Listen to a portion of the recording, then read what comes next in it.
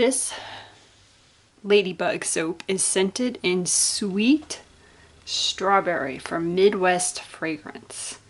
Now, I only bought a small 2-ounce bottle to make basically one 5-pound batch. And because one, I love strawberries, real strawberries, but I am not a fan of most candies, sweets, other things that are flavored strawberries. They don't taste like strawberry to me.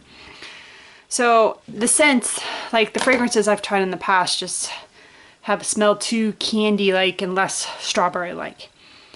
But this scent, it's really good. It's not really quite real strawberries, but it's not candy strawberry either, in my opinion. So I really like it. I basically did a white and then a hanger red and black swirl, which when I put this embedded, it went right to the bottom. I could not get it to move up, and in the process I kind of messed up the swirl a little bit.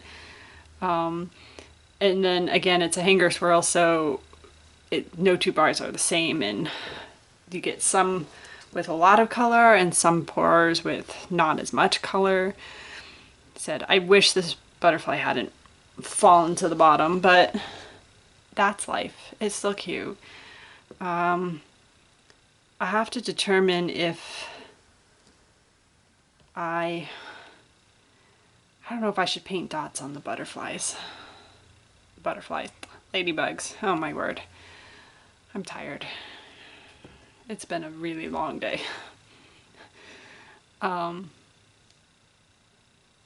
Like, it's just extra work to do that. I know it usually adds that little something extra, but oh wow, look at that one. A lot of color in that. So they're all different. That's what I think makes them cool. But there you have it. Whew, wow. Sweet strawberry ladybug soap. I was testing out this large ladybug extruder and I like it. I actually think it worked well. Probably would use it again in the future. So there you have it.